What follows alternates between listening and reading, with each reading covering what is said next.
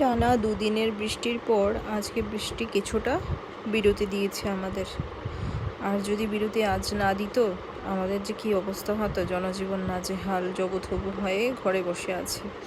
আমি শুধু ভাবি, যারা প্রতিদিনকার রোজগারের নামে প্রতিদিন দিন শেষে কিছুটা টাকা রোজগার করে পরিবারের সবার মুখে ভাত তুলে দেয়, খাবার তুলে দেয়, এরকম বৃষ্টিতে কাজ না পেয়ে গৃহবন্দী হয়ে তাদের অবস্থাটা ঠিক কেমন হবে, সত্যি ভাবলে না ভীষণ চিন্তা হয়।